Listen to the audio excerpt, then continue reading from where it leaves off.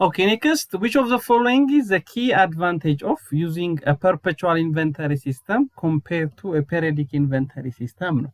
So perpetual እና periodic inventory system በምናነጻጽርበት ወቅት ከተሰጡን ምርጫዎች ውስጥ ለperpetual inventory system እንደ advantage የምንቆጥረው ወይም what is the key advantage of using a perpetual inventory system ነው።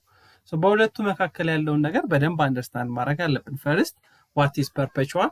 What is periodic inventory system? Perpetual inventory system ብለው continuous በሆነ መንገድ በእያንዳንዱ ሽያጭ በእያንዳንዱ ግዢ ውስጥ cost of goods soldን አፕዴት እያደረግን ending inventory ባላንሳችን አፕዴት እያደረግን የምንሄድ ከሆነ ምን ያክል ሸጥን ምን ያክል ቀረን at each times of sale ሪኮግናይዝ እያደረግን የምንሄድ ከሆነ perpetual inventory system ነው። periodic inventory system ግን የምንለው cost of goods sold እና ending inventory የተሸጠ ያልተሸጠ amount of inventory determine የምናደርገው at the name indicated periodically ነው at the end of accounting period.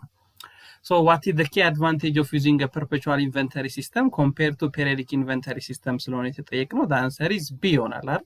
ምክንያቱም perpetual inventory system መጠቀም it provide a better control inventories by highlighting shortageውን በማወቅ የተበላሸውን ታይሙን እንዳያልፍበት expired እንዳያረግ የተሸጠ ያልተሸጠ cost of goods sold at each times determine ስናደርግ it give us those advantage when we compare to periodic inventory system ማለት ነው።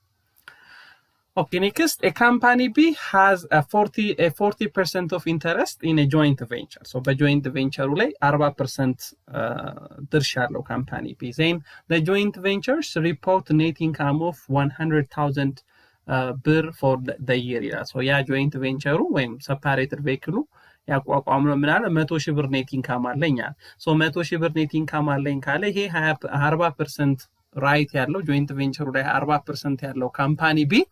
How should the company be record? It is portions of share of joint venture of net income በምን መልኩ ሪከርድ ያደርግ? Obviously venture ስለሆነ equity method ነው የሚከተለው አይደል? ስለዚህ equity method ከሆነ net income እኛ ኢንቨስት ያደረግንበት ድርጅት net income አለኝ ካለ እንዴት ነው የምንመዘግበው? ኢንቨስትመንት ኢን ጆይንት ቬንቸር እንዴት በማድረግ ኢንቨስትመንት ኢንካምን ክሬዲት እናደርጋለን። በስንት ከ100,000 ላይ 40% ወይም 40,000 ብቻ ማለት ነው። ኢንቨስትመንት ኢን ጆይንት ቬንቸር ዴቢት ኢንቨስትመንት ኢንካሙን ክሬዲት በማድረግ ማለት። ነገር ግን ዲቪደንድ ብናገኝ ኖሮ ደግሞ ዲቪደንድ ከጆይንት ቬንቸሩ ዲቪደንድ ብናገኝ ደግሞ ካሽን ወይም ሪሲቨብልን ዴቢት በማድረግ ኢንቨስትመንት ኢን ጆይንት ቬንቸርን ክሬዲት እናደርግ ነበር ማለት ነው። the answer is B ይሆናል። Next, at the end of May, the company's cash amount showed the balance of 12,550. So የድርጅቱ ካሽ ባላንስ የሚያሳየው 12,550 ነው።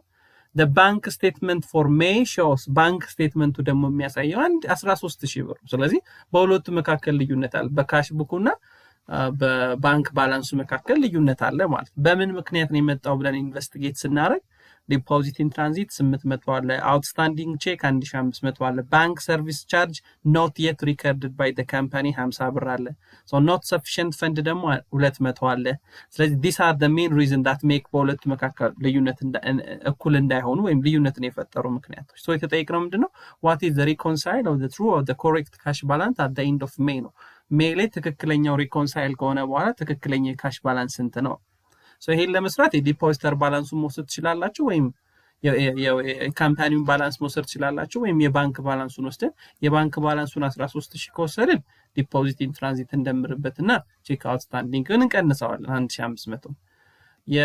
የካምፓኒውን ባላንስ ከወሰድን 12,550 ከወሰድን ደግሞ ሰርቪስ ቻርጅን እንቀንሳለን፣ ኖት ሰፊሽንት ፈንድን እንቀንሳለን። በሁለቱም ተመሳሳይ መልስ ነው የምናገኘው። ሶ the correct cash balance is ለምሳሌ እኔ ባንክ ባላንሱን ወስጄ ነው የሰራው። ስለዚህ 13,000 ሲደመር 800 ሲቀነስ 1,500 ሳረግ reconcile or corrected cash balance after cash bank reconciliation ከተሰራ በኋላ ትክክለኛው የካሽ ባላንስ እንት ነው 12,500 ይሆናል ማለት ነው።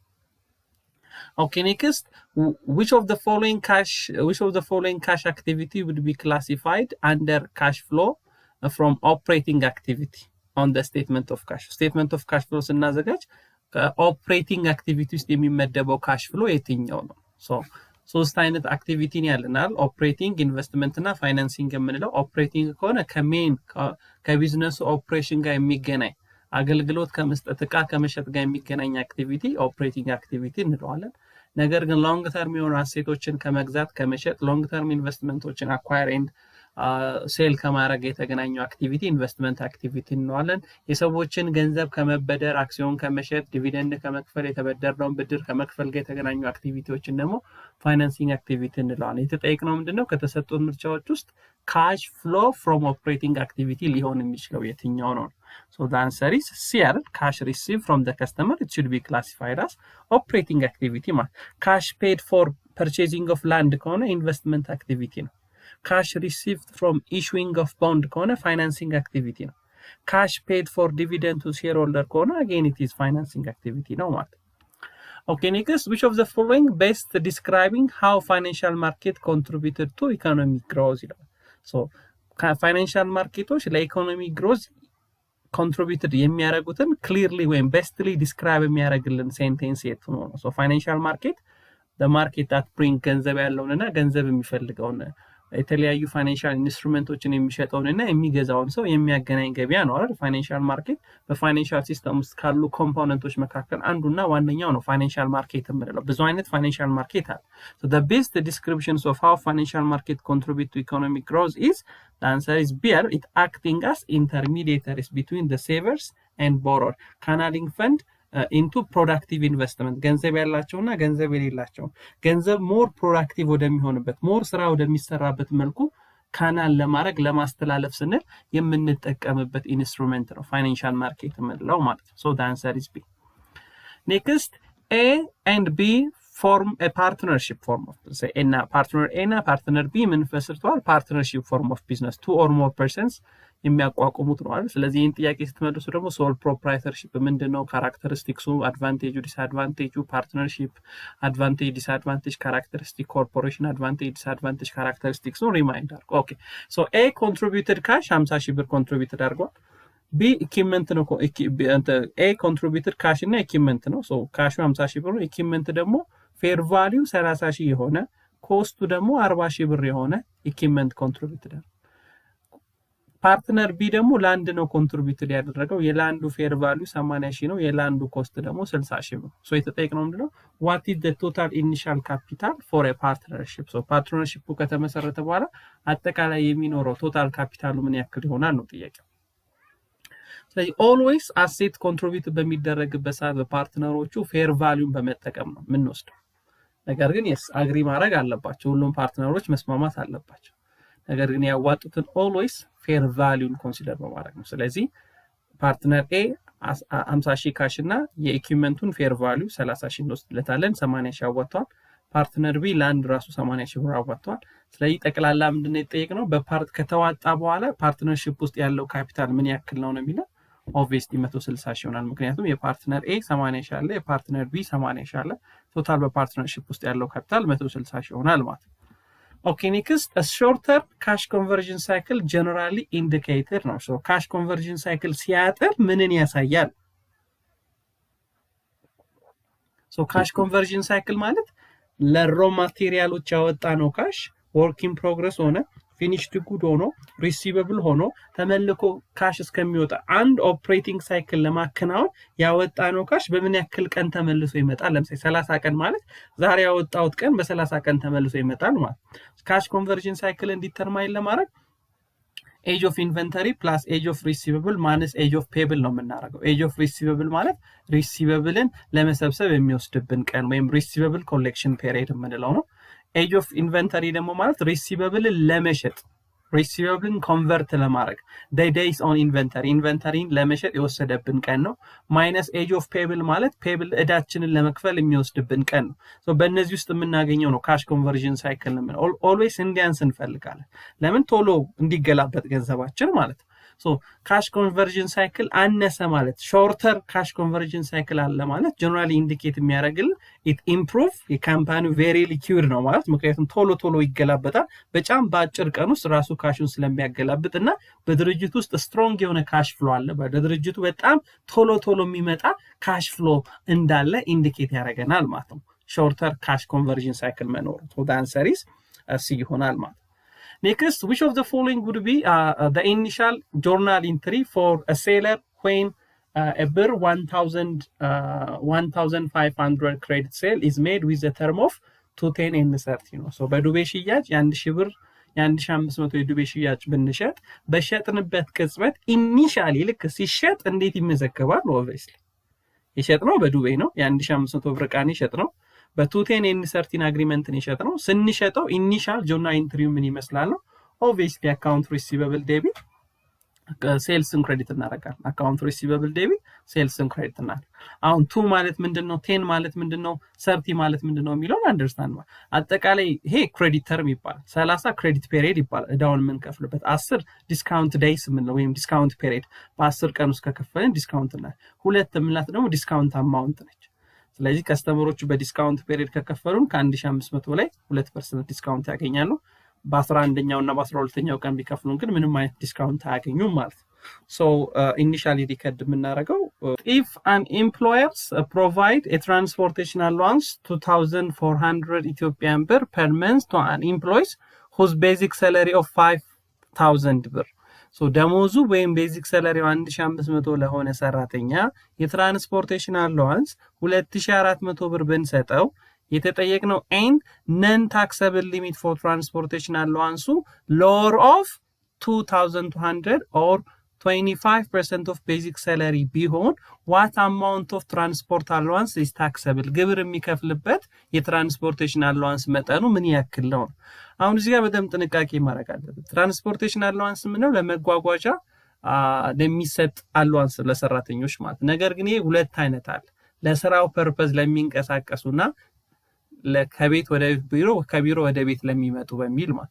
ለስራው ፐርፐዝ የምንለው የስራ ባህሪያቸው ከቢሮ የሚያስወጣቸው ስራውን ለምሳሌ ሴልስ ሊሆን ይችላል፣ ፐርቼዝ ሊሆን ይችላል፣ ጠበቃ ሊሆን ይችላል፣ ከቢሮ ይወጣሉ ይንቀሳቀሳሉ። ስለዚህ ለዚህ የሚሰጣቸው ትራንስፖርቴሽን አላዋንስ እስከ 2200 ድረስ ወይም እስከ ደሞዛቸው 1/4 ድረስ ከገቢ ግብር ነፃ ነው። ነገር ግን ከቤት ወደ ስራ ከስራ ወደ ቤት ለሚመላለሱ ሰራተኞች ግን የሚሰጣቸው የትራንስፖርቴሽን አላዋንስ ማክሲመም ከታክስ ነፃ የሚሆነው እስከ 600 ወይም እስከ ደሞዛቸው 1/4 ድረስ ወይም 25% ድረስ ነው። ነገር ግን እዚህ ጋር በጣም መጠንቀቅ ያለብን ለምሳሌ ደሞዙ 5000 ብር የሆነ ሰው 2400 ብር ትራንስፖርቴሽን አላዋንስ ቢሰጠው እና ለስራው ባህሪ ነው የተሰጠው ከቢሮ ለሚወጣ ሰራተኛ ነው የተሰጠው ብለን አስዩም ብናረግ እስከ 2200 ስለተባለ ከ4200 ላይ በ200 ብር ብቻ አይደለም ግብር የሚከፍለው። he must be paid ግብር የሚከፍለው በስንት ላይ ነው የሚለውን ለማወቅ መጀመሪያ ምን እናደርጋለን? የደሞዙን 1/4 እናወጣለን ወይም የደሞዙን 25% እናወጣለን። የ5000 1/4 ወይም 25% ስናወጣ 1250 ይመጣል። ኦኬ ስለዚህ ቅድሚያ የምንሰጠው always lower of 2200 or 1/4 ወይም 25% of basic salary ነው። ስለዚህ 2200 እና 1250 አለ ማለት ጣሪያው 2250 ነው። ነገር ግን የደሞዙ 1/4 ወይም የደሞዙ 25% ግን 1250። ስለዚህ ከገቢ ግብር ነፃ የሚደረገው እስከ 1250 ድረስ ብቻ። ሶ በምን ያክል ብሩ ላይ ግብር ይከፍላል ማለት ነው? 2400 ሲቀነስ 1250 ስናደርግ በ1150 ላይ የትራንስፖርቴሽን አላዋንስ ባገኘው ላይ ግብር ይከፍላል ማለት። ነገር ግን ደሞዙ ከፍ ቢልስ ለምሳሌ ደሞዙ 20000 ብር ቢሆንስ አንድ ሰው ደሞዙ 20000 ብር ቢሆንስ ደሞዙ 20000 ብር ቢሆን የደሞዙ 1/4ኛን ብናሰላው ወይም የደሞዙን 25% ብናሰላው ስንት ይሆናል? 5000 ብር ይሆናል። የተሰጠው ትራንስፖርቴሽን አላዋንስ 2400 ብር ነው። የደሞዙ 1/4ኛ ደግሞ ስንት ነው? 5000 ብር ነው። ነገር ግን ማክሲመም ሊሚት ከገቢ ግብር ነፃ ሊደረግለት የሚገባው 2200 ብቻ ነው ማለት ነው።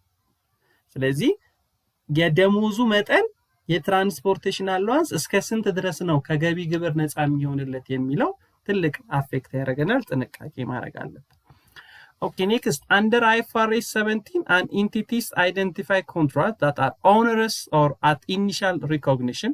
What does onerous contracts means? So IFRS 17 ወይም ኢንሹራንስ ኮንትራክት ላይ onerous contract ማለት ምን ማለት ነው? onerous contract ማለት ከኢንሹራንስ ኮንትራክቱ ሎስን ኤክስፔክት የምናደርግ ከሆነ ኪሳራን የምንጠብቅ ከሆነ ማለት ነው። ፕሬዘንት ቫልዩ ኦፍ ካሽ ኢንፍሎን እና ፕሬዘንት ቫልዩ ኦፍ ካሽ አውትፍሎን የኢንሹራንስ ኮንትራክቱን ከሰራን በኋላ በኢንሹራንስ ኮንትራክቱ በሸጥነው ኢንሹራንስ ኮንትራክት መሰረት ትርፍ ሳይሆን ኪሳራ ከሆነ ኤክስፔክት የምናደርገው ያ ምን ይባላል? ኦነረስ ኮንትራክት ይባላል። ሶ ኪሳራ መኖሩን የምናውቀው እንዴት ነው? the answer is C አይደል? ምክንያቱም the present value of future expected cash outflow which means እናወጣለን ብለን ካሽ አውትፍሎን እና ኢንፍሎን በምናወዳደርበት ወቅት አውትፍሎ ከኢንፍሎ የሚበልጥ ከሆነ the present value of expected future cash flow and risk adjustment of non-financial risk exceeded the present value of cash inflows ማለት ለኢንደሚኒፊኬሽን ለካሳ እንከፍላለን ያለው ካሽ አውትፍሎ እናገኛለን ብለን ከምንጠብቀው ከኢንፍሎ ከፕሪሚየሙ የሚበልጥ ከሆነ ኪሳራ ነው ኦነረስ ኮንትራክት ነው ኢሚዲየትሊ ፕሮፊት ኦር ሎስ ላይ ከኢንሹራንስ ኮንትራክቱ ኤክስፔክት የምናደርገው ሎስ ሪኮግናይዝ መደረጋል ነገር ግን ትርፍን ኤክስፔክት ብናረግ ኖሮ ትርፍ ኢሚዲየትሊ ፕሮፊት ኦር ሎስ ላይ ሪኮግናይዝ አይደረግም ምን ብለን ነው የምንይዘው ኮንትራክቹዋል ሰርቪስ መርጅን ብለን ፕሮፖርሽናሊ በየአመቱ ነው ወደ ትርፍነት እየቀየር ነው የምንሄደው ማለት Okay, next, from a leaser perspective, when ከአከራዩ perspective ማለት which of the following criteria if meet would most likely lead to lease being classified as financing lease under IFRS 16 so በIFRS 16 አንድን ኪራይ financing lease ብለን ክላሲፋይ ለማድረግ መሟላት ያለበት ሚኒመም ክራይቴሪያ የቱ ነው ከተሰጡን ውስጥ አራት ዋና ዋና ካፒታላይዜሽን ክራይቴሪያዎች አሉ አይደል IFRS 16ን ኢንተርሚዲየት አካውንቲንግ ቱ ላይ ስናይ ከነዛ ከአራቱ መካከል አንዱን የተጠየቀው so the first thing ownership transfer ሆኗል ወይ bargaining purchase option አለ ወይ የአሴቱ ኢኮኖሚክ ላይፍ እና የሊዝ ተርሙን ስናነጻጽለው የሊዝ ተርሙ ከአሴቱ ኢኮኖሚክ ላይፍ ከ75% በላይ ሆኗል ወይ present value of lease liability-ና present fair value of asset-ን ስናነጻጽረው ይቀራረባል ወይ 90% lease liability ለfair value ይቀርባል ወይ ከነዚህ አራቱ አንዱን የሚያሟላ ከሆነ ሊዙ it should be classified as financing lease ማለት so the answer is C ሆነ ምክንያቱም operating ownership of underlying asset transfer to the leasee by end of lease term ሲያልቅ ownership right ወደ ተከራዩ የሚተላለፍ ከሆነ simply it is financing lease ነገር ግን financing lease ምን ማለት ነው operating lease ማለት ምንድነው የሚለው ሪማይንድ ማድረግ አለባችሁ financing lease ማለት መደበኛ ሊዝ ነው በቃ ኖርማል ሊዝ ነው so simply ተከራዩ rent expense debit cash and credit እያደረገ ይመዘግባል አከራዩም ደግሞ cash and debit rent revenue እያደረገ በየኪራዩ የሚመዘግበት ተከራዩ ይልቅ ሌላ ያከራየ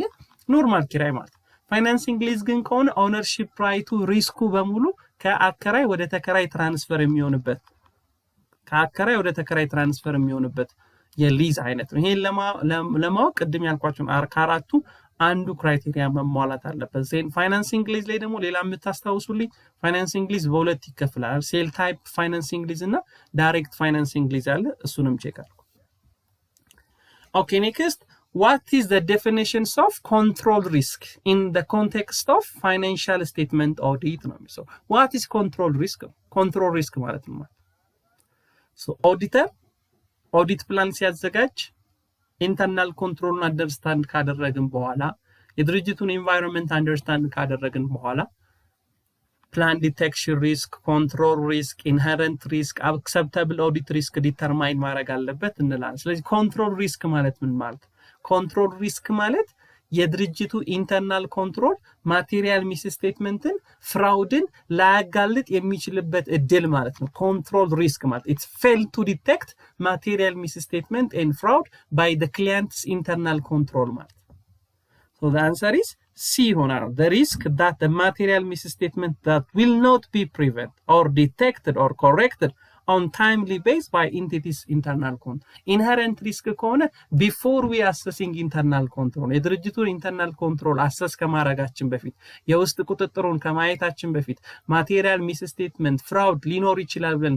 estimate የምናደርገውን risk ነው inherent risk acceptable audit risk ደግሞ ማለት ኦዲተሩ የሚሰጠው ኦፒኒየን የተሳሳተ ሊሆን ይችላል ያንን አክሰፕት የሚያደርግበት ሌቭል ኦፍ ሪስክ ለምሳሌ አክሰፕታብል ኦዲት ሪስክ 5% ነው ማለት ማቴሪያል ሚስ ስቴትመንት እያለ የለም ብዬ ኦዲት ሪፖርት ልሰጥ የምችለው እና አክሰፕት ላደርግ የምችለው ያንን ስቴትመንት እስከ 5% ነው ኦዲት አሹራንስ ሌቭሉ 95% ይሆናል ማለት so the answer is C okay next according to IAS 37 a provision is defined as so provision ማለት ምን ማለት ነው provision ማለት ነው so provision ምንድነው contingent liability ምንድነው contingent asset ምንድነው ይሄን በደንብ ሪማይንድ ማድረግ አለብን ማለት So provision ማለት the answer is B. It is the present obligations of an entity arising from the past event but አማውንቱና ታይሙ የማይታወቅ ነገር ግን አንሰርቴን ቢሆንም ምን የምናደርገው ፕሮባብል የሆነ የመሆን እድሉ ከ50% በላይ የሆነ ካሳውን ክፈሉ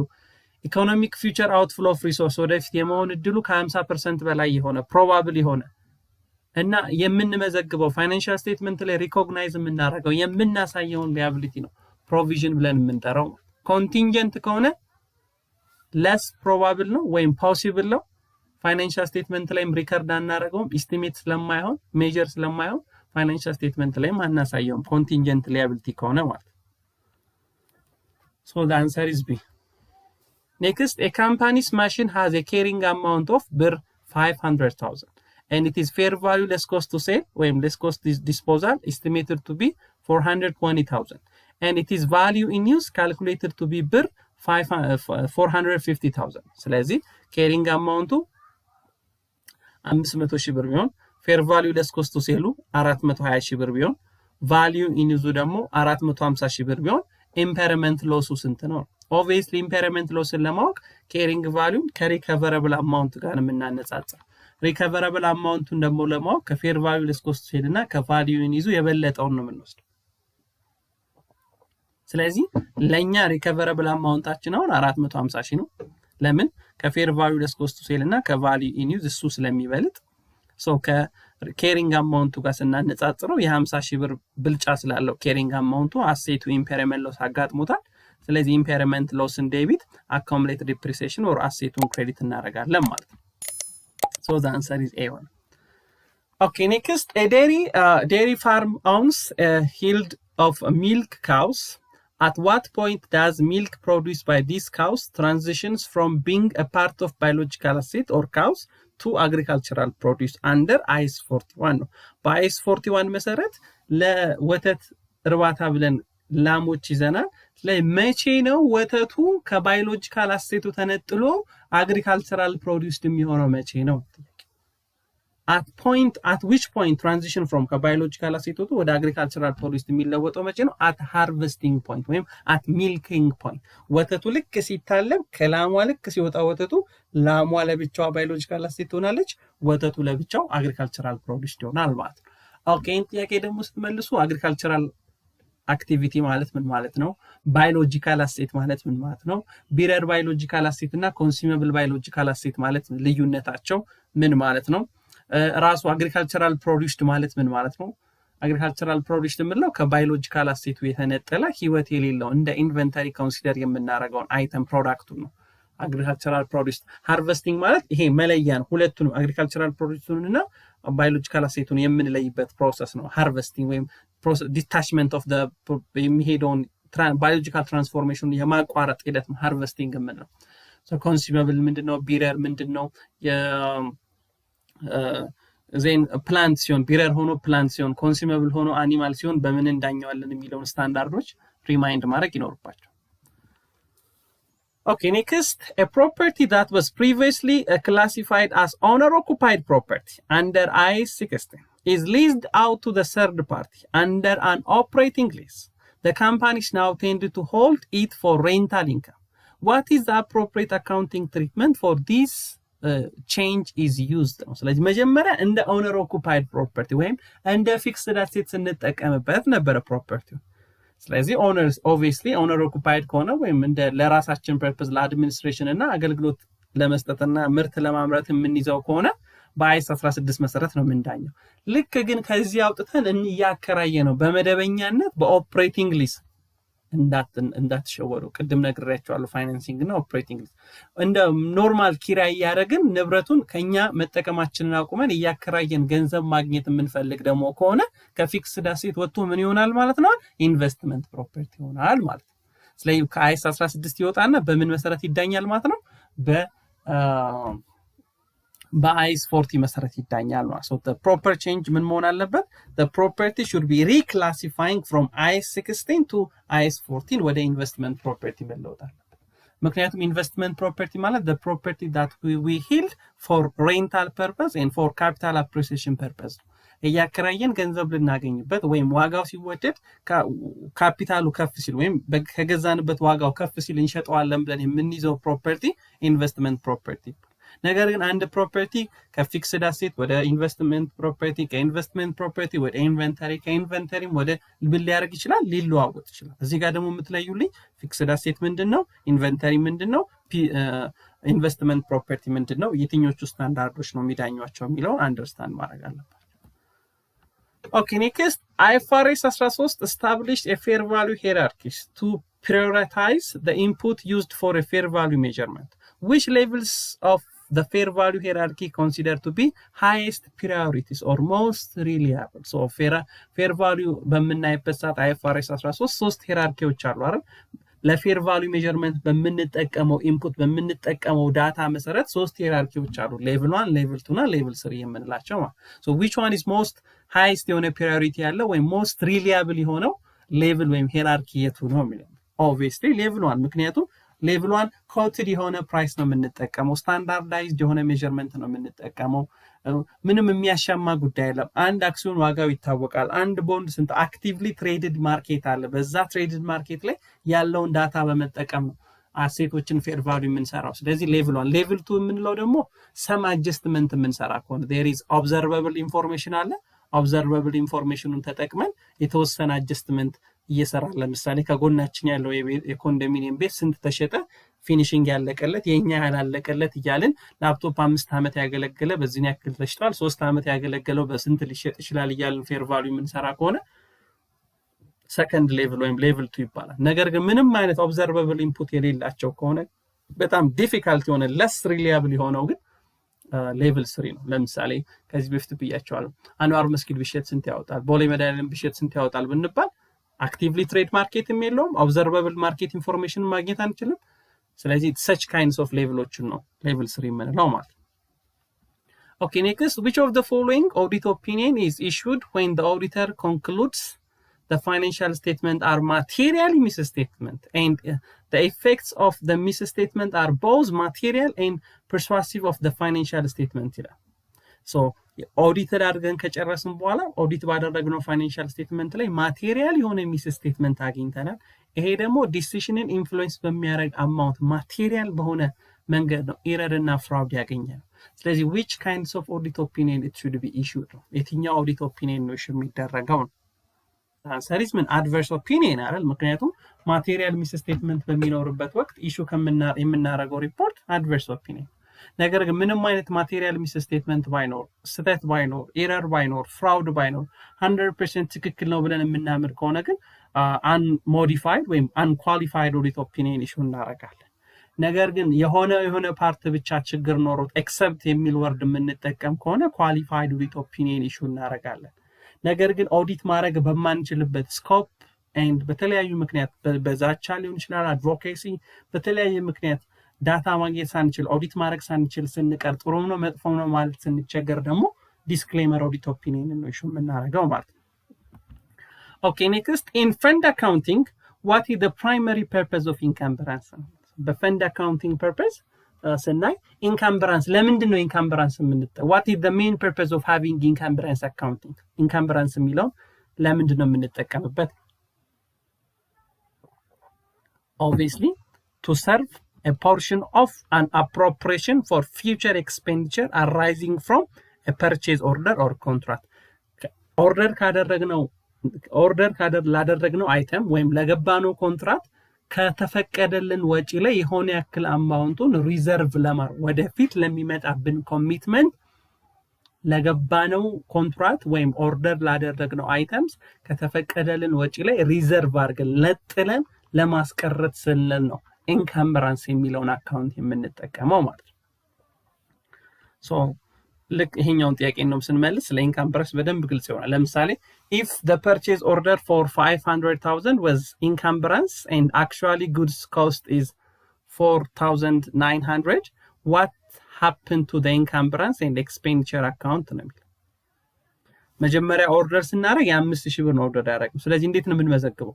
ኢንካምበራንስ ዴቢት reserved for encumbrance credit በ5000 ነገር ግን እቃው ሲመጣ 4900 ብር ነው ዋጋው።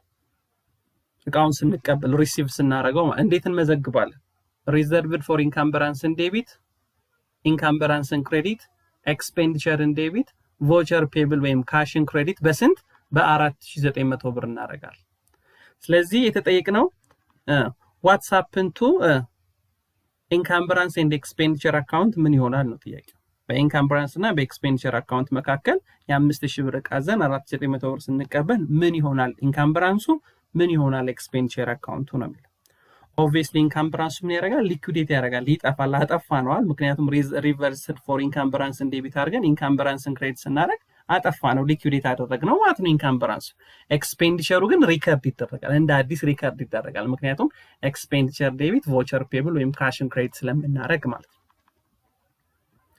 ኦኬ ኔክስት if actual production is higher than budgeted production, what would a flexible budget treat total variable cost compared to a static budget ነው የሚለው።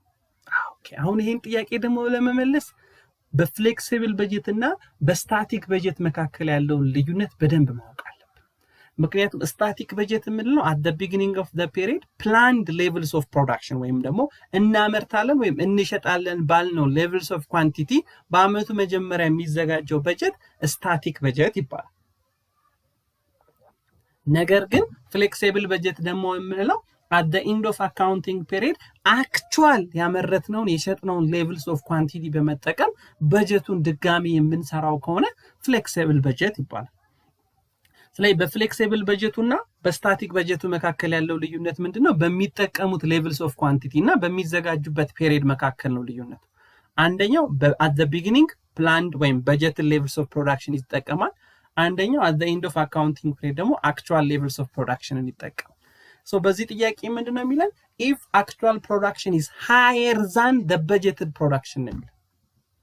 actually ያመረትነው የምርት መጠን መጀመሪያ at the beginning እናመርታለን ብለን ከጠበቅነው አማውንት በልጧል። ለምሳሌ 100 ዩኒት እናመርታለን ብለን 120 ዩኒት ነው ያመረትነው ማለት ነው። ስለዚህ የፍሌክሲብል በጀቱ ኳንቲቲ ከስታቲክ በጀቱ ኳንቲቲ ይበልጣል ማለት ነው። ኦኬ ናው ሌላ ደግሞ አንደርስታንድ ማድረግ ያለብን ፍሌክሲብል በጀት በሁለቱ መካከል ያለው ልዩነት በመናነጻጽርበት ሰዓት የአክቹዋል ኳንቲቲው በመብለጡ ምክንያት የፍሌክሲብል በጀቱ ቶታል ቫሪያብል ኮስት ከስታቲክ በጀቱ ቶታል ቫሪያብል ኮስት ይበልጣል። ምክንያቱም ኳንቲቲ ከጨመረ ቫሪያብል ኮስት አብሮ ስለሚጨምር አክቹዋል ኳንቲቲው ስለሆነ ትልቅ የአክቹዋል ኳንቲቲው ትልቅ ሆነ ማለት የፍሌክሲብል በጀቱ ቶታል ቫሪያብል ኮስት ከስታቲክ በጀቱ ቫሪያብል ኮስት ምን ያደርጋል? ይበልጣል ማለት። so the answer is B ይሆናል ማለት። the flexible budget total variable cost would be higher than static budget total variable cost ማለት። እዚህ ጋር ደግሞ ሌላ ምን ትይዙልኛላችሁ? flexible budget variance ምን ማለት ነው? static budget variance ምን ማለት ነው? sale volume variance ማለት ነው? ራሱ variance ማለት ምን ማለት ነው? favorable የሚሆነው መቼ ነው? unfavorable የሚሆነው መቼ ነው የሚለውን እንዳትረሱ። Okay, next, a companies produce a product with the following standard cost. Okay. So standard cost ማለት at the beginning of the period አንድ ዩኒትን ለማምረት per unit እናወጣለን ብለን የምናስበውን ኮስት ቀድመን ስናስቀምጥ that's known as standard cost ይባላል። ለምሳሌ አንድ ዩኒት የሚወስድብን የማቴሪያል መጠን፣ የሌበር መጠን፣ የኢንዳይሬክት ኮስት መጠን per unit ኮስትን ዲተርማይን ስናደርገው that's known as standard cost ይባላል። ስለዚህ ይህ ካምፓኒ ዳይሬክት ማቴሪያል ስንት አለ? ዩኒቱን ለማምረት 2 ኪሎ ግራም እጠቀማለሁ። አንዱን ኪሎ ግራም በ5 ብር ገዛለሁ። ስለዚህ 10 ብር አወጣለሁ ማለት ነው። ለምሳሌ ዳቦ ነው ብለን እናስብ። አንድ ዳቦ ነው የምጋግረው፣ 2 ኪሎ ዱቄት ይወስድብኛል። አንዱን ኪሎ ዱቄት በ5 ብር ነው የምገዛው። ስለዚህ ለዱቄት ብቻ ለዳይሬክት ማቴሪያል ብቻ 10 ብር አወጣለሁ አለ። ዳይሬክት ሌበር ደግሞ ለዳይሬክት ዳቦ ለሚጋግረው ሰው ደግሞ በሰዓት 0.5 ሃወር ይወስድብኛል ብሎ አስቦ ነው፣ ወይም ግማሽ ሰዓት ይወስድብኛል ብሎ አስቦ ነበር። ዘይን በሰዓት ደግሞ 20 ብር ከፍላለሁ ብሏል። ስለዚህ አጠቃላይ ለአንድ ዳቦ ለሚጋግር ሰው 10 ብር ይከፈለዋል ማለት ነው።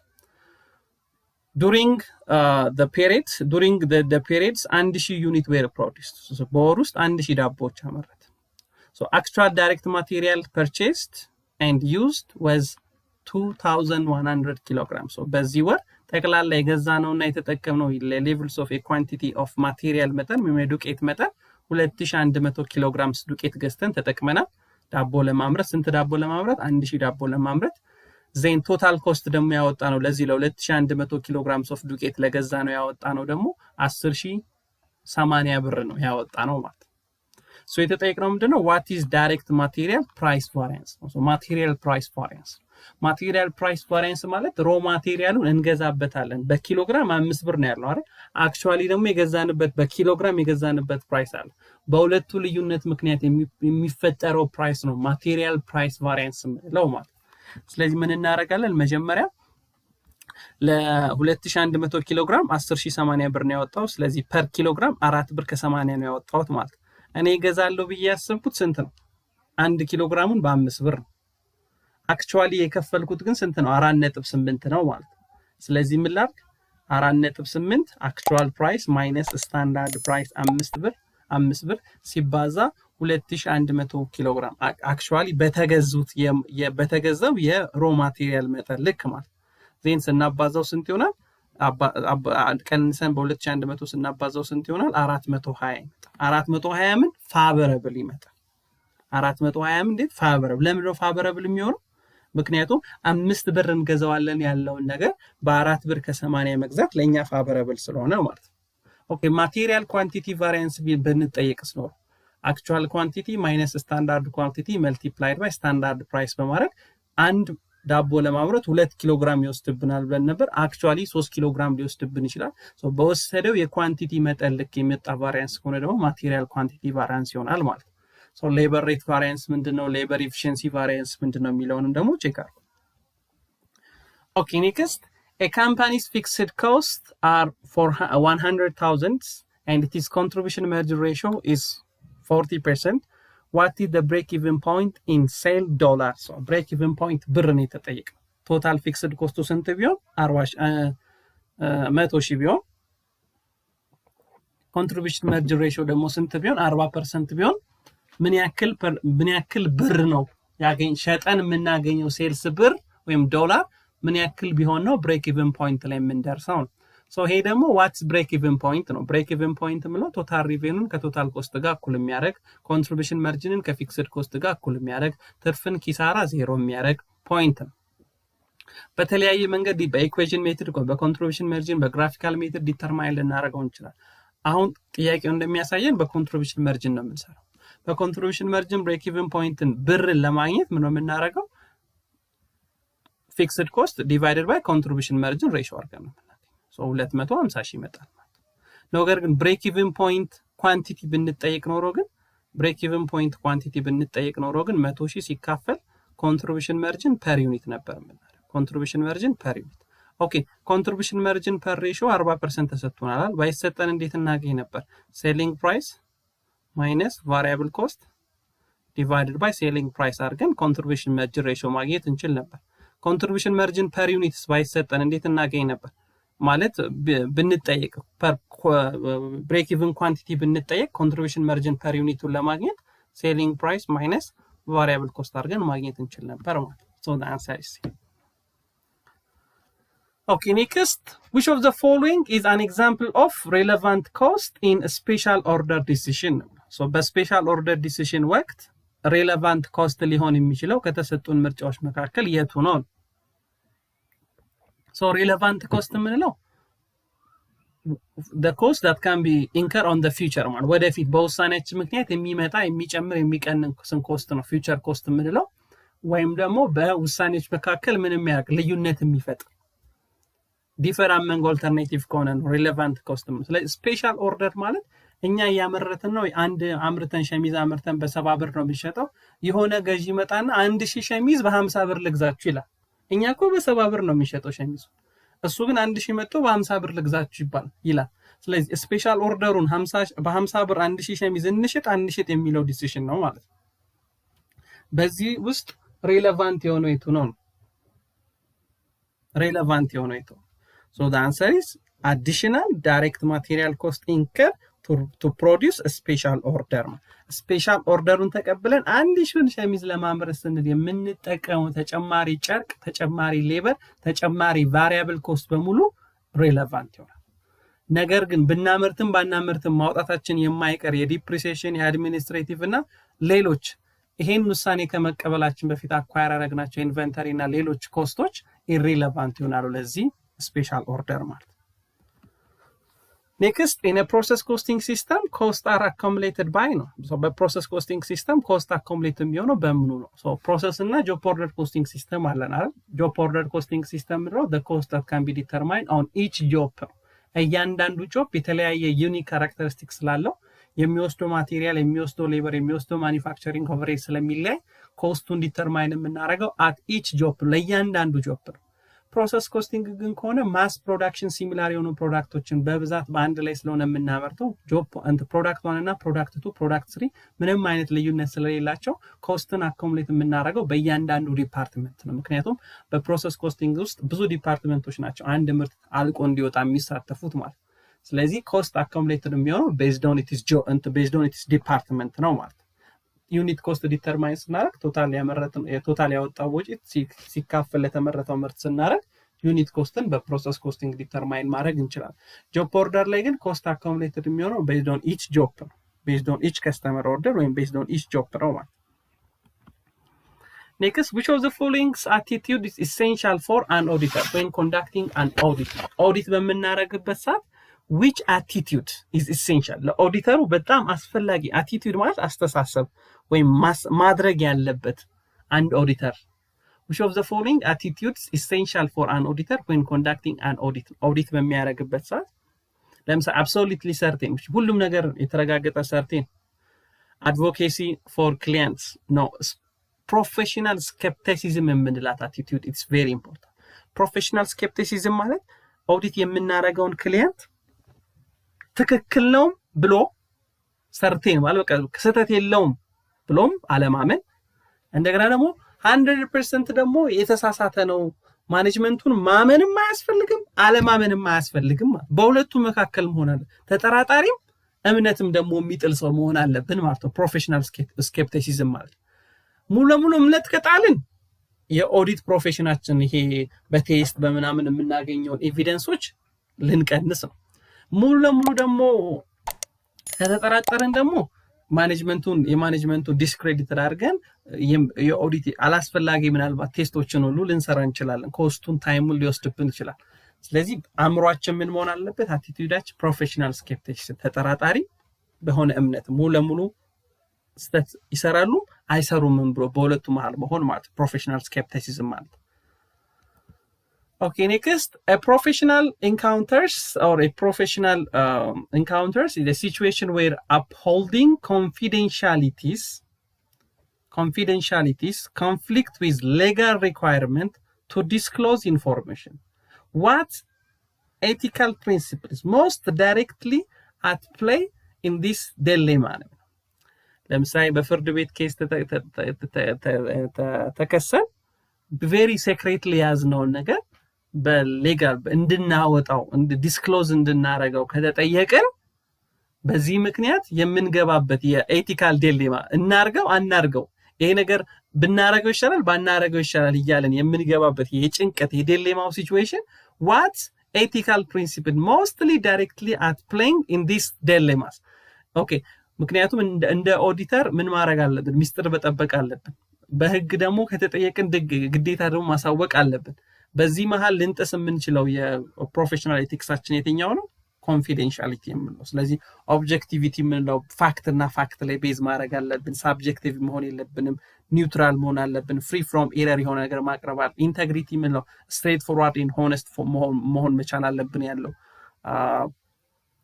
ፕሮፌሽናል ኤቲክስ ነው ፕሮፌሽናል ኮምፒቴንሲ ኤንድ ዲዩ ኬር ደግሞ እያንዳንዱ ፕሮፌሽን ራሱን ኮንቲኒየስሊ አፕዴት ማድረግ አለበት ኮንቲኒየስሊ መማር ማሳደግ አፕዴት ማድረግ ሀገር ውስጥ ከሚወጡ ህጎች ጋር ፕሮፌሽናል ኮምፒቴንሲ ኤንድ ዲዩ ኬር ምን ሌላኛው ፕሮፌሽኑን ዲስክሬዲት ከሚያደርጉ ፕሮፌሽኑን ከሚያስንቁ ከሚያስተቹ ጉዳዮችን መራቅ አለብን these are professional ethics for auditors ማለት Okay, next, at the year end, company's account receivable balance of 200,000, the unadjusted credit balance in allowance for debitful account is 3,000. Using the percentage of receivable method, the company estimated that 5% of it is account receivable will be uncollectible. So what is the amount of the adjusting entry for bad debt expense? So አሁን እኒ receivable 200 ሺህ ነው አለ previously unadjusted trial balance ላይ ምን አይተናል allowance for debitful account credit side ይዞ ተቀምጧል አሁንም ደግሞ በፐርሰንቴጅ ኦፍ ሪሲቨብል ሜተድ ከሪሲቨብሉ ከ200 ሺህ ላይ 5% አይሰበሰብም ብለን ኢስቲሜት አድርገናል ስለዚህ እንዴት ነው ሃንድል የምናደርገው ኦልዌይስ ፐርሰንቴጅ ኦፍ ሪሲቨብልን የምንጠቀም ከሆነ previously unadjusted trial balance ላይ የተቀመጠው አፍዳ ባላንስ አዲሱን ካልኩሌሽናችንን አፌክት ያደርጋል ክሬዲት ባላንስ ካለው ኔቱን ብቻ ነው የምንመዘግበው ነጣጥለን ዴቢት ሳይድ ካለው ግን አዲስ ከሰራነው ጋር የፕሪቪየሱን ደምረን ነው የምንመዘግበው ማለት ስለዚህ ምን እናደርጋለን ሲምፕሊ የ200 ሺህ 5% እናወጣለን 10 ሺህ ይሆናል የምንመዘግበው 7 ሺህ ብቻ ነው ማለት ምክንያቱም previously credit side ስላለው ማለት ዴቢት ሳይድ ቢኖረው ግን 13 ሺህ ነበር መዝግበን የምንሄደው ነገር ግን percentage of sale ቢሆን ግን ሲምፕሊ በሴሉ አባስተን bad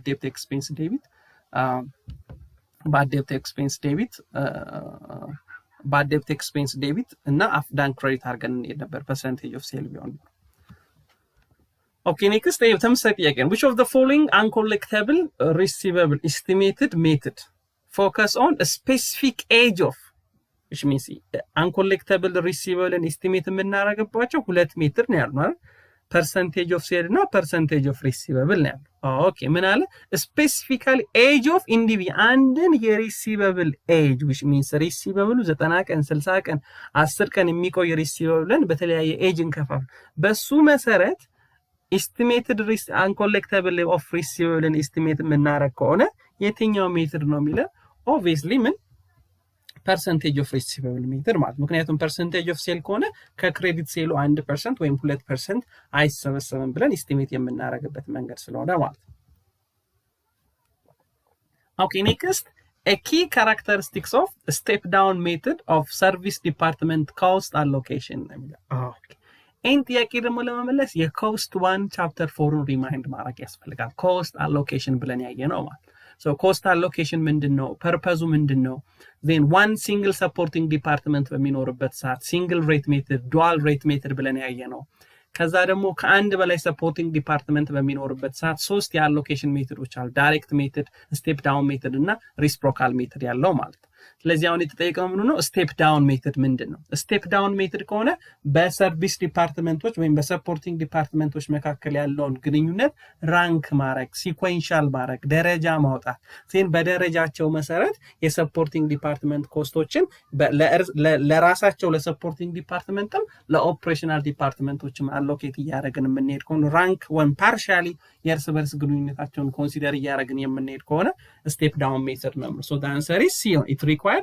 predetermined orders of allocation for service department direct method ከሆነ ግን በሰፖርቲንግ ዲፓርትመንቶች መካከል ያለውን ግንኙነት ኢግኖር በማድረግ የሰፖርቲንግ ዲፓርትመንቱን ኮስት ቀጥታ ለኦፕሬቲንግ ዲፓርትመንቶች አሎኬት በመናደርግ less accurate ነው ግን ሲምፕል የሆነ ሜተድ ነው ዳይሬክት reciprocal method ደግሞ ምንድነው ማቴማቲካል ኢኩዌሽን ካልኩሌት ማድረግ ሞር ፕሪሳይዝ ሆነ ሞር አኪዩሬት የሆነ የሰፖርቲንግ ዲፓርትመንት ኮስቶችን ለሁሉም የሰፖርቲንግ ዲፓርትመንትም ለኦፕሬሽናል ዲፓርትመንቶችም አሎኬት የምናደርግበት ሜተድ ነው so the answer is C next which of the following best describing legal outcome of a statutory consolidation ይላል okay which of the following best describe the legal outcome of statutory consolidation ምክንያቱም there are three methods of business consolidation business combination አይደል statutory merger statutory consolidation እና acquisitions of common stock ማለት so statutory merger ከሆነ ተገዢው ይጠፋል ገዢው ይቀጥላል statutory consolidation ከሆነ ግን ሁለቱም ይጠፉና አዲስ ካምፓኒ ይፈጠራል statutory acquisitions of common stock ግን ከሆነ ሁለቱም ይቀጥላሉ ገዢውም ተገዢውም ይቀጥላል so statutory consolidation ስለሆነ የተጠየቅነው እኛ the answer is B እንላለን company A and company B combine to form a new company C and both A and B are ceased ይጠፋል ሁለቱ ምን ስለሆነ consolidation ስለ statutory consolidation statutory merger ግን ቢሆን ገዢው ይቀጥላል ተገዢው ይጠፋል acquisitions of common stock ቢሆን ደግሞ ሁለቱም ኤግዚስት ያደርጋሉ okay next companies use a perpetual inventory system so perpetual inventory meter no FIFO ነው perpetual ሆኖ FIFO meter ነው የሚከተል So here is a summary of its inventory transaction for March. So beginning inventory 60 ዩኒት እያንዳንዱ በ20 ብር ተገዝተዋል ወይም አለ። ማርች 8 90 ዩኒት በ22 ብር፣ ማርች 15 100 ዩኒት ተሽጧል፣ ማርች 20 70 ዩኒት በ25 ብር ተሽጧል፣ ማርች ተገዝቷል፣ ማርች 20 70 ዩኒት በ25 ብር ተገዝቷል፣ ማርች 25 50 ዩኒት ተሽጧል። ሶ የተጠየቅነው ምንድነው what is the total cost of goods sold of for March? የማርች cost of goods sold ስንት ነው? እንዳትረሱ perpetual inventory system ነው። አጌን ደግሞ FIFO። ስለዚህ ምን እናደርጋለን? እንደዚህ እናደርግ። ይሄው beginning inventory ስንት አለ? ይሄው 60 ዩኒት በ10 ብር 1200፣ ዜን 90 ዩኒት ተገዝቷል በ22 ብር 1980 1980። ዜን ምን እናደርጋለን? FIFO ስለሆነ previously የተገዛውና አዲስ የተገዛው ተነጣጥለው ነው የሚመዘገቡት። ሶ beginning inventory 60 አለ፣ አዲስ የገዛ ነው 90 አለ፣ ለብቻ ነው የሚመዘገቡት። ዜን ስንት ሸጥን? 100 ሸጥን። FIFO ስለሆነ መጀመሪያ መሸጥ ያለበት beginning inventory 60 ሲሆን ከዚህ ከ90ው ላይ ደግሞ 40 እንወስዳለን ማለት ነው። 60 በ10 ብር ነው 1200፣ 40 በ22 ብር ነው 880። ዜን ከ90 ላይ 40 ስለወሰድን ስንት ይቀረናል? 50 በ22 ብር 1100 ይቀራል። ኦኬ ዜን እንደገና ደግሞ ስንት ሸጠና ገዛናል? 70 ዩኒት በ25 ዩኒት ገዛን። ሶ ፐርቼዝ ላይ 70 ዩኒት በ25 ዩኒት 1750 አውጥተናል። ሶ ይሄው 50 ዩኒት በ22 ብር ነበረን። 70 ዩኒት እንደገና በስንት ገዛን? በ25 ብር ገዛን። ስለዚህ ይሄው ነጣጥለን መዘገብናቸው። ዜን ማርች 25 ደግሞ 50 ዩኒት ሸጥን። 50 ዩኒት ሸጥን ከተባለ መጀመሪያ መሸጥ ያለበት ይሄኛው 50 በ22 1100 ማለት ነው። ሶ ስንት ቀረም ማለት ነው ያልተሸጠ? 70 ዩኒት በ25 የተገዛ 1700። ስለ ኤንዲንግ ኢንቨንተሪ ብንጠይቅ ኖሮ 1750 ብለን እንሄድ ነበር። ኮስት ኦፍ ጉድስ ሶልድ ስለተጠየቅን ግን እኚህ ሶስቱ ነው የምንደምረው 1200 1880 ነው 1200 880 እና 1100 ማለት ሶ ቶታል ስንት ይሆናል ማለት ነው? 3180 ይሆናል ማለት 3180 ይሆናል 3180 ይሆናል። እንዳትረሱ የቶታል የማርችን ስለተጠየቁ ሶስቱንም የደመርኩት። የማርች 15 ቢኖረው ጥያቄው 1200 ብቻ ነበር ማለት 1200 ሲደመር 880 ነበር ማለት የማርች 15 ብቻ ቢጠይቅ። የማርች 25ን ኮስት ኦፍ ጉድስ ሶልድ ቢጠይቀኝ ደግሞ 1100 ብቻ ነበር ማለት። አሁን ግን የቶታል የማርችን ስለሆነ የጠይቀኝ ኮስት ኦፍ ጉድስ ሶልድ ሶስቱንም ደመርኩ ማለት። Okay, next, in contrast to a business entities, governmental financial reporting place a significant emphasis on, in contrast, a business entity, in contrast with a business entity, ወይም ከቢዝነስ governmental entities ከቢዝነስ entity በተለየ ወይም ከቢዝነስ entity በተቃራኒው ምን ላይ ነው emphasize የሚያደርጉት ነው? In contrast to business entities, governmental financial reporting place a significant emphasis on fund accounting and demonstrating budget control compliance. ምክንያቱም based on accountability ነው። The cornerstone of preparing financial report for a government is accountability አይደለ? የድርጅቱ የገቨርንመንታልን ኢንቲቲዎች ሜጀር የምናደርገው በተሰጣቸው በጀት ተጠቅመዋል፣ ኢፌክቲቭ ኤፊሺየንት ሪሶርስ አሎኬሽን አለ የሚለውን ሜጀር የምናደርገው። ሌሎቹ በሙሉ ግን it should be classified as a business entity ማለት። Okay, next, a pure private good is characterized by which of the which combinations of ነው? So እዚህ ጋር ደግሞ የምንመልሰው private good እና public good ማለት ምን ማለት ነው? የእነሱን ልዩነት ሪማይንድ ማድረግ ይፈልጋል። public finance and taxation ላይ ማለት ነው። private good እና public goods ልዩነቱን ሪማይንድ ማድረግ ይፈልጋል። So a pure private good is characterized by which of the combination? Private good ማለት individual wanትን individual satisfaction individual needን satisfy ለማድረግ የሚቀርብ በክፍያ የሚቀርብ ለሁሉም በነፃ የማይቀር afford ማድረግ የሚችሉ ability to pay ያላቸው ሰዎች ብቻ የሚጠቀሙትን goods and service ነው private goods ብለን የምንጠራው ማለት። ስለዚህ private goods characterized የሚሆነው በምንድን ነው ማለት? exclude ያደርጋል። መክፈል የሚችል መክፈል የማይችል መክፈል ከሚችልም ደግሞ በጣም መክፈል የማይችል ትንሽ መክፈል የሚችል rivals ማለት which means ብዙ መክፈል የሚችሉ ሰዎች ካሉ ሌሎች እንዳይጠቀሙ ሊያደርጉ ይችላሉ። ለምሳሌ መኪና 1 ሚሊዮን ከተባለ 1 ሚሊዮን ያላቸው ሰዎች በሙሉ ወይም 10 ሚሊዮን ያለው ሰው መኪናውን በ10 ሚሊዮን ከገዛ 1 ሚሊዮን ያላቸው ሰዎች መኪናውን መግዛት አይችሉም። ራይቫል ምን የአንዱ ኮንሰፕሽን አንዱን እንዳይጠቀም ያደርገዋል። ምን ከሆነ ፕራይቬት ጉድስ ከሆነ። ነገር ግን እነዚህ ሁለቱ በሙሉ ፐብሊክ ጉድስ ላይ ነው። ምክንያቱም ፐብሊክ ጉድስ የኮሌክቲቭ ወንትን ሳቲስፋይ ለማድረግ በመንግስት የሚቀርቡ አብዛኛውን በነፃ ወይም ደግሞ ኮስት ሪከቨሪ የሚቀርቡ ጉድስ ኤንድ ሰርቪሶች ናቸው ፐብሊክ ጉድስ ብለን የምንጠራቸው። Okay, next, enterprise fund are a types of proprietary fund in a governmental accounting.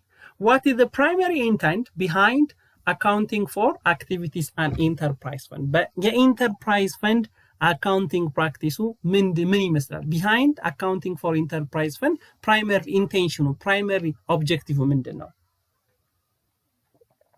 Obviously enterprise fund ከሆነ business type activity, which means እንደ business act ለሚያደርጉ የgovernmental ኢንቲቲዎች የምንይዘው ፈንድ ነው ኢንተርፕራይዝ ፈንድ የምንለው። ሶ the answer is ይሆናል ማለት it reports activities that operate in a manner similar to private business enterprise with cost recovered primarily through using charges or revenue generate የሚያደርጉ ኤክስፔንስ ያላቸው እንደ ትርፍ ለሚንቀሳቀሱ እንደ ቢዝነስ አክት ለሚያደርጉ የቢዝነስ ኢንቲቲዎች የሚያዝ ፈንድ ነው ኢንተርፕራይዝ ፈንድ ብለን የምንጠራው። Okay, next, you deposit 500,000 into a saving account that earn 4% interest compounded annually. How much you will have in account after 3 years? 5,000 ብር ባንክ ውስጥ ካስቀመጥን በየአመቱ 4% ወለድ የሚሰጠን ከሆነ ከ3 አመት በኋላ ስንት ይሆናል ነው ጥያቄ። ኦኬ ተጠይቅነው ምንድነው? የተጠይቅነው ፊውቸር ቫልዩ ነው ወይስ ፕሬዘንት ቫልዩ? የተጠይቅነው ፊውቸር ቫልዩ ወይስ ፕሬዘንት ቫልዩ? የተጠይቅነው ፊውቸር ቫልዩ አይደል? ምክንያቱም 5,000 ብር ሴቭ አድርገን በ4% ወለድ ከስንት በኋላ ከ3 አመት በኋላ ምን ያክል how much you will have after account after 3 years ነው። ሶ ፊውቸር ቫልዩ ይጠይቃል። ስለዚህ ፊውቸር ቫልዩአችን ስንት ይሆናል ማለት ነው? 5624 ይሆናል። ወይም እንደዚህ ማድረጋችሁ ማግኘት ትችላላችሁ። በነገራችን ላይ ፊውቸር ቫልዩ ይሄው እዚህ ጋር እንደምታዩት ማለት ፊውቸር ቫልዩ ዲቫይድድ ባይ ፊውቸር ቫልዩ is equals to ምን ነው የምናደርገው? ፕሬዘንት ቫልዩ 1 plus r the power of n ነው የምናደርገው። the power of n እኮ ነው የምናደርገው the power of n ያው 5000 ፕሬዘንት ቫልዩ ነው 1 plus r ወይም ኢንተረስት ሬቱ 4% ነው። the power of 3 ስናደርግ ከ3 አመት በኋላ ከነወለዱ በኮምፓውንድ ኢንተረስት ሬት 5624 ይሆናል ማለት። እዚህ ጋር ምን ታስታውሱልኛላችሁ? ታይም ቫልዩ ኦፍ መኒ ምንድነው? ሲምፕል ኢንተረስት ምንድነው? ኮምፓውንድ ኢንተረስት ምንድነው? ፊውቸር ቫልዩ ምንድነው? ፕሬዘንት ቫልዩ ምንድነው? አኒዩቲ ምንድነው? ኦርዲነሪ አኒዩቲ ዲዊ ምንድናቸው የሚሉትን ይሄን ጥያቄ ስትሰሩ ሪማይንድ እንድታደርጉ። ኦኬ ተምሳሌ እዚህ ጋር ጥያቄ እንጨምርበት። You are considering an investment that promising to pay you 500 at the end of each year for the next 10 years. If you required rate of return is 8% compounded annually, what is the maximum you should pay for this investment today? So and investment ምርጫ ተሰጥቷል። ለ10 አመት በየአመቱ መጨረሻ at the end of the year 500 ብር የሚሰጠን የኢንቨስትመንት ፕሮሚስ አለ። ኢንቨስትመንት ፕሮሚስ ተደርጎልናል። which means ኢንቨስት ካደረግን ለሚቀጥሉት 10 አመታት በአመቱ መጨረሻ 500 ብር ኮንስታንት የሆነ እናገኛለን። ሪኳየርድ ሬት ኦፍ ሪተርኑ 8% ቢሆን ዛሬ ላይ ስንት ብር ሴቭ ማድረግ አለብን ነው ፕሬዘንት ቫልዩ። ሶ ምንድነው ይሄ? መጀመሪያ አኒዩቲ ነው አይደል? ኦርዲነሪ አኒዩቲ ነው። ለምን? አኒዩቲ ማለት የሲሪስ ኦፍ ኢኳል ፔመንት ነው። ኢኳል ፔመንት ለቦንድ ወይ ለቤት ኪራይ ወይም ለምናምን የምንከፍለው እኩል አማውንት በእኩል ኢንተርቫል ረጅም ጊዜ የሚከፈል ወይም የምናገኘው ከሆነ አኒዩቲ ይባላል። at the end of the period የሚከፈል ከሆነ ኦርዲነሪ አኒዩቲ ይባላል ወይም የምናገኘው ከሆነ። at the beginning of the period የምንከፍለው የምንቀበለው ከሆነ ደግሞ that's annuity due ይሆናል። ስለዚህ አሁን የተጠየቅነው ኦርዲነሪ አኒዩቲ ነው። እንዴት አወቅን? at the end of year for ለ10 አመት ስለሚል 500 ብር የምንቀ ስለዚህ ፕሬዘንት ቫልዩ ነው የተጠየቅነው ማለት። ስለዚህ ኦርዲነሪ አኒዩቲ ፕሬዘንት ቫልዩ ፎርሙላ ማስታወስ አለብን ማለት። ስንሰራ ያው እንደዚህ እንሰራለን። 500 which means constant amount ሲባዛ 1 minus 1 over 1 plus 0.08 the power of 10 divided by 0.08 አድርገን ስናባዛው በኦርዲነሪ አኒዩቲ ዛሬ ላይ ለዚህ ኢንቨስትመንት ማስቀመጥ ያለብን ወይም ሴቭ ማድረግ ያለብን የገንዘብ አማውንት እናገኛለን 3355.2 ማለት። አኒዩቲ ዲው ቢሆንስ at the beginning of the period ቢሆንስ ለሚቀጥሉት ኢንዲንግ የሚለው ወደ ቢጊኒንግ ኦፍ ቢቀየር ደግሞ ምን እናደርግ ነበር 3355.25 ሲባዛ በ1 ፕላስ 0.08 አድርገን ኦርዲነሪ አኒዩቲውን ወደ አኒዩቲ መለወጥ እንችል ነበር ማለት ነው። Okay, next, which of the following is a valid argument for a low dividend payout policy? So, the low dividend payout policy ትክክለኛ የሆነው አርጊውመንት የቱ ነው? So, low dividend payout policy ማለት በድርጅት ውስጥ የሚከፈለው የዲቪደንድ መጠን በጣም ዝቅተኛ ነው ማለት ነው። ምክንያቱም የተለያዩ ዲቪደንድ ፖሊሲዎች አሉናል። ሬጉላር፣ ኮንስታንት፣ ዜሮ፣ ሎ፣ ኢሬጉላር የምንላቸው የዲቪደንድ ፖሊሲ አይነቶች አሉ። ስለዚህ ለሎ ዲቪደንድ ፔአውት የሚከፈለው የዲቪደንድ መጠን ዝቅተኛ እንዲሆን የምንጠቀመው ፖሊሲ ለዚህ ትክክለኛ ቫሊድ ወይም ለሎ ዲቪደንድ ፔአውት ፖሊሲ መጠቀማችን ትክክለኛ ምክንያት ሊሆን የሚችለው የቱ ነው? So the answer is B ይሆናል። To avoid flotation cost associated with issuing of new equities to financing investment. ምክንያቱም አዳዲስ አክሲዮኖች ሸጠን ገንዘብ ማግኘት ያስቸግራል። ለምን? ፍሎቴሽን ኮስቱ በጣም ትልቅ ይሆናል። ፍሎቴሽን ኮስት ማለት አክሲዮኖችን ለመሸጥ ስንል እኛ የምናወጣው ወጪ ማለት ነው።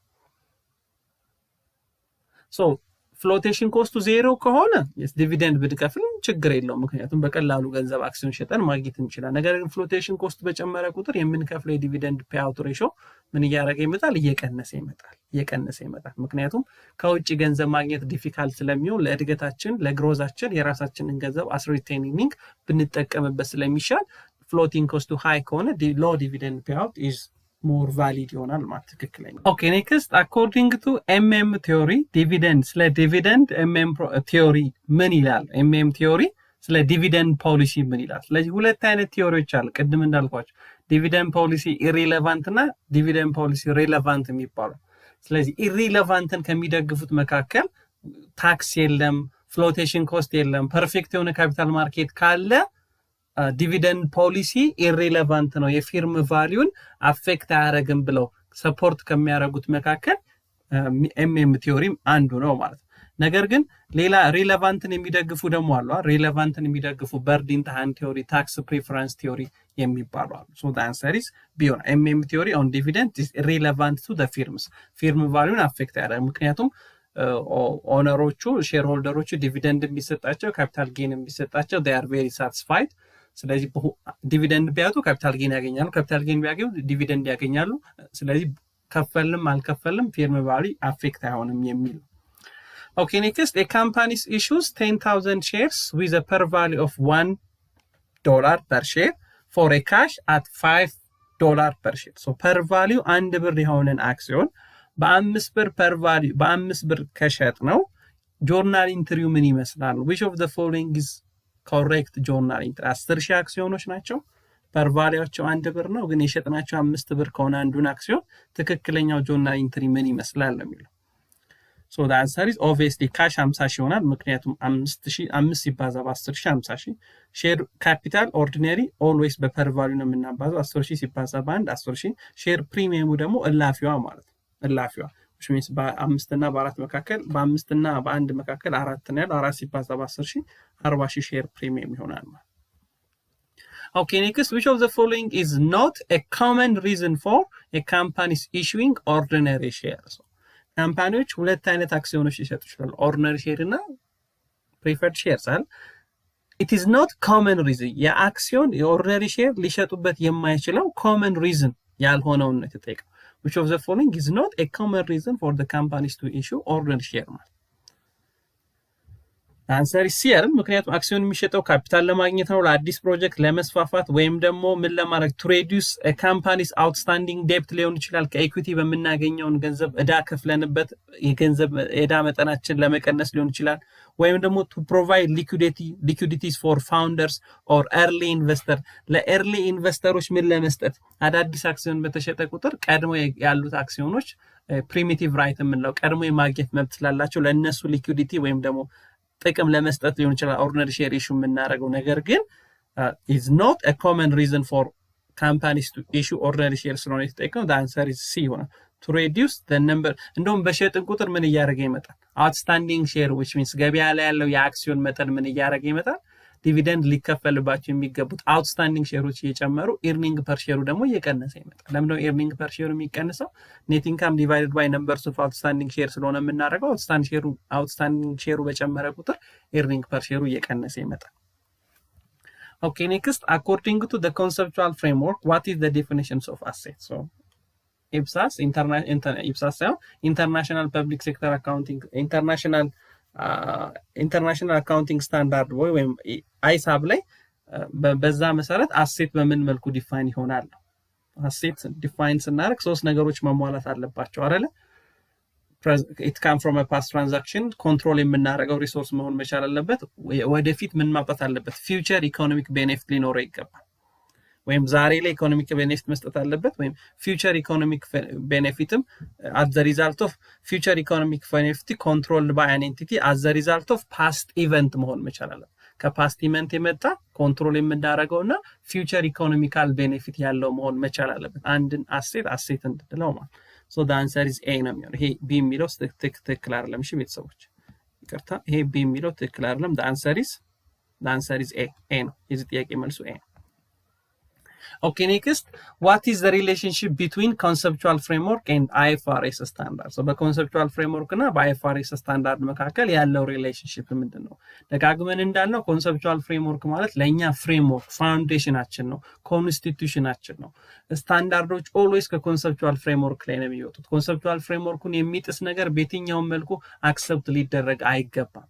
ስለዚህ የኮንሰፕቹዋል ፍሬምወርክ እና በአይኤፍአርኤስ መካከል ያለው ስታንዳርድ ግንኙነትን በዚህ መልኩ ዲፋይን ልናደርገው እንችላለን። A conceptual framework is a guideline that assists international accounting standard boards in developing standard and helping prepare applying them, but does not override any specific standard. ይሄ ሩል ቤዝ ሳይሆን ፕሪንሲፕል ቤዝ ነው። ስለዚህ አዳዲስ ስታንዳርዶች የሚወጡበትን ፕሮብለም በሚመጣበት ሰዓት በኮንሰፕቹዋል ፍሬምወርኩ ነው ሶልቭ የምናደርገው። አዳዲስ ስታንዳርድ ኢሹ ለማድረግ የምንጠቀመው ኮንሰፕቹዋል ፍሬምወርኩ ነው።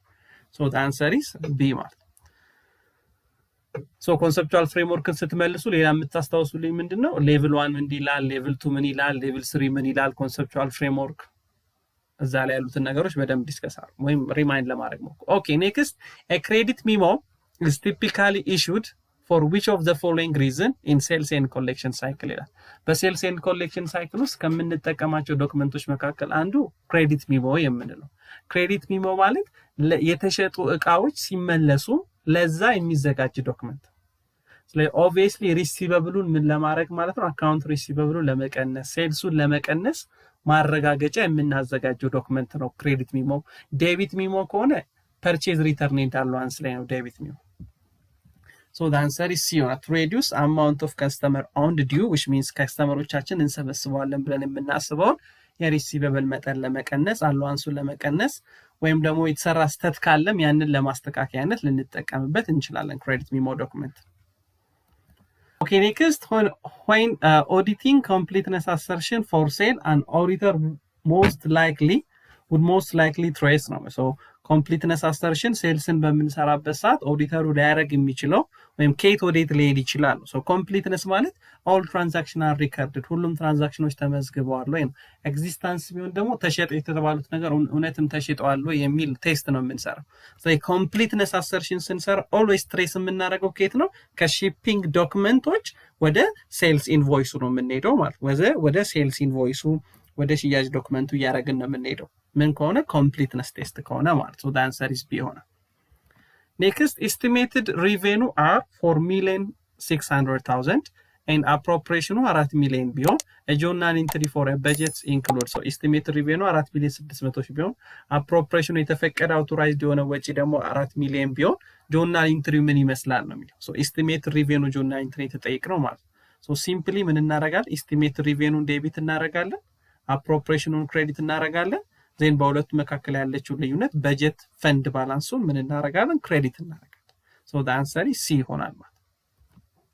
okay, next, when auditing completeness assertion for account payable, auditor most likely perform which of the following procedure? አሁን ደግሞ ቅድም ሴልሱን ያየን፣ ሴልሱን ቴስት ማድረግ ሲፈልግ ከሺፒንግ ዶክመንት ተነስቶ ወደ ሴልስ ኢንቮይስ ወደ ሴልስ ሪከርዱ ይሄዳል።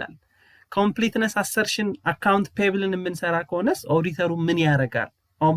ኦዲተሩ ቅድም ሴልስ አንሪከርድድ ሴልሶች አሉ አይደል ያለው all sales are recorded መሆኑን ለማረጋገጥ ነው ያንን ትሬስ የምናደርገው አጌን አካውንት ፔብል ላይ ደግሞ አካውንት ፔብል ኮምፕሊትነስ ቴስት የምንሰራ ከሆነ ያልተመዘገበ አካውንት ፔብል ለማወቅ ጥረት እያደረግን ነው ማለት ነው so the answer is ምን ይሆናል C ሆነ the searching for unrecorded liability by examining disbursement made subsequent to the year end ብዙ ጊዜ አመት ካለቀ በኋላ በሚቀጥለው አመት መጀመሪያ አካባቢ የሚከፈሉ ትልልቅ ክፍያዎች ባለፈው አመት መከፈል የነበረባቸው ሳይመዘገቡ ቀርቶ ሊሆኑ ስለሚችሉ ኦዲተሮች ከሚሰሯቸው ቴስቶች መካከል ኮምፕሊትነስ ቴስት በሚሰሩበት ወቅት searching for unrecorded liability by examining disbursement made subsequent to the year end one of the main activities or audit procedure in order to identify unrecorded liability by using completeness assertion test. Okay, next MM proposition 2 with tax stated that no. So MM proposition 2 with tax ምን ይላል? So capital structure ላይ ብዙ አይነት ቲዮሪዎች አሉ አይደል? MM1 with tax without tax, MM2 with tax without tax, static theory, homemade leverage theory የሚባሉ አሉ። ስለዚህ MM proposition 2 with tax ምን ነው የሚነግረን?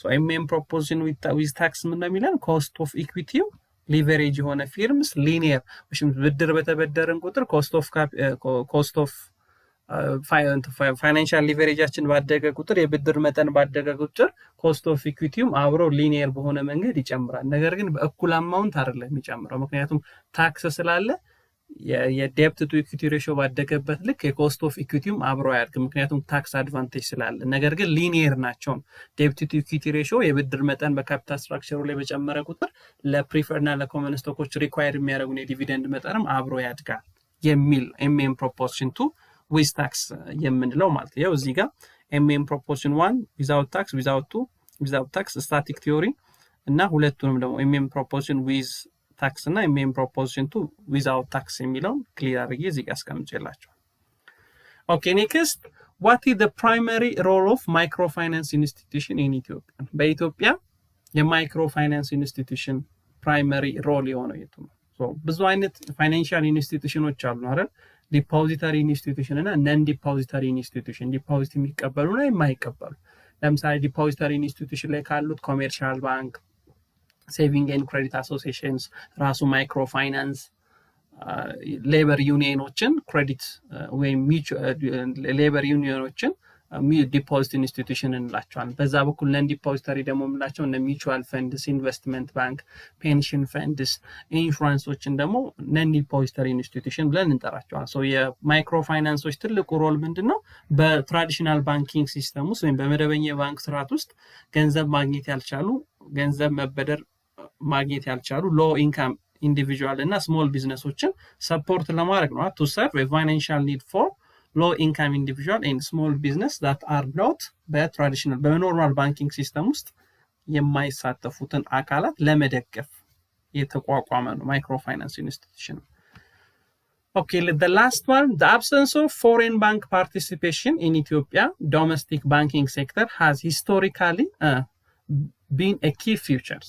What is the current trend regarding this policy ነው? So ኢትዮጵያ ውስጥ እንደምታውቁት የውጭ ሀገር ባንኮች የሉም አይደለ? ይሄ የሚታወቅ ሂስቶሪካሊ የሆነ ኢቨንት የሚታወቅ ነገር ነው። ነገር ግን አሁን ስለዚህ ጉዳይ ምን እየሆነ ነው ጥያቄው። What is the current trend regarding this policy? መንግስት ይሄንን ፖሊሲ በምን መልኩ ቼንጅ ለማድረግ ያሰበ ነው? አሁንስ የውጭ ባንኪንግ ስለ ውጭ ባንኪንግ ምን እየተወራ ነው መልሱ የተጠየቅነው ማለት ነው። So the answer is B. There is gradually moving toward liberalizations of the sector to allow foreign bank entries. ለኢትዮጵያ መንግስት የውጭ ባንኮችን ለማስገባት ሬጉሌሽኖች እያወጣ ፈቃዶች እየሰጠ አንዳንድ ማሻሻያዎችን እያደረገ ይገኛል። ስለዚህ the answer is B. አሁን እየሆነ ያለው ገና አልገቡም ግን ወደዛ ሊበራላይዝ በማድረግ የትኛውም የፎሬን ባንክ ኢትዮጵያ ውስጥ መጥቶ እንዲሳተፍ ፈቃድ የመስጠትና ህጎችን የማጽደቅ ስራ እየተሰራ እንደሆነ ከረንትሊ ማየት እንችላለን። So the answer is B ይሆናል ማለት ነው።